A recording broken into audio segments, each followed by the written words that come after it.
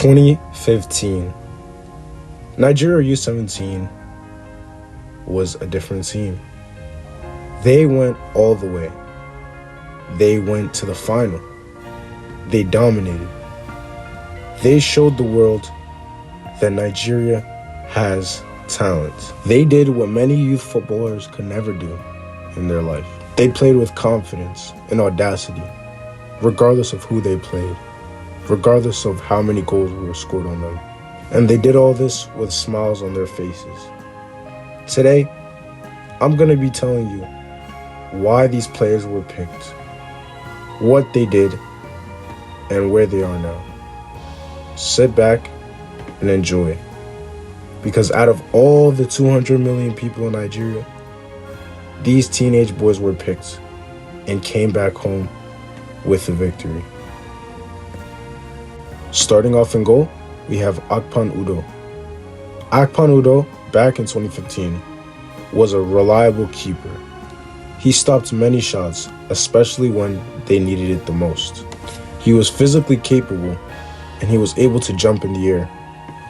Not only that, his reflexes were outstanding. Currently, he plays his football for Musta FC in Malta, pulling off the same saves that he made back in 2015. Back at the center-back positions, we have Lukman Zakari and Ejike Iku. They were both solid defenders for the Nigerian team that year, as they only conceded 4 goals in that whole entire tournament. They were both strong, physical, and fast players who could react to any striker's moves. Today, Iku plays for Enugu Rangers in the NPFL. Meanwhile, Zakari retired after transfer issues. But they both led good careers right after the tournament. In the left-back position, we have Udochukwu Anumudu. Originally a midfielder, the manager Emmanuel Amunike transformed him into a left-back so the squad could be composed in all areas of play. Nowadays, he plays his football back home for Heartland FC Owerri. The right-back John Lazarus was instrumental for his relentless attitude and determination. He fed Osimhen a lot of passes and worked hard both in the counter and tracking back. A player of his caliber decided to take his talents to Tabora United in Tanzania. In the midfield, we have David Enogela. He acted as the player of protection for the defense, and he filled any holes in the back line. After the U17 World Cup, he had a few stints in Ukraine, but ultimately returned to Nigeria. Now he plays for Heartland. Next up, we have Christian Ebere, who was involved in the majority of attacking play. Ebere was explosive and technical, and the same thing can be said for him now. Now he plays his football in Mexico for Cruz Azul, where he's tearing it up. Now we're going to get into what we consider the most promising players, and we start with Chukwueze. Chukwueze was responsive, electric, and smart. He was valuable for the side because he brought an attacking edge that made the team dynamic. They weren't only attacking with just Osimhen. Nowadays, he plays for Fulham on loan from AC Milan, and he's tearing it up in the Premier League, regardless of what the critics say. He's been very impactful for his side.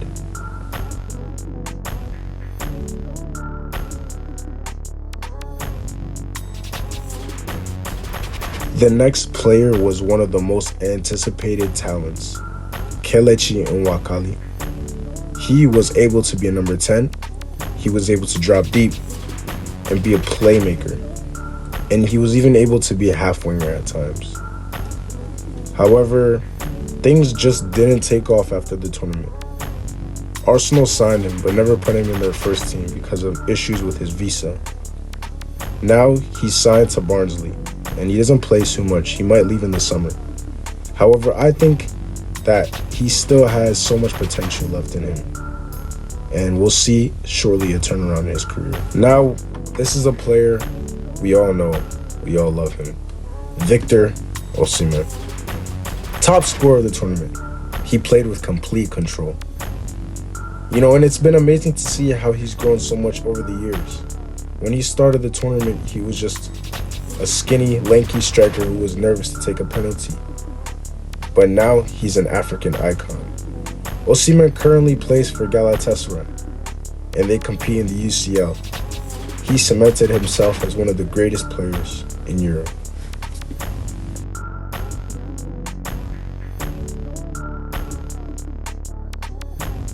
But this player was just as good as Osimhen, coming in clutch for Nigeria in that tournament.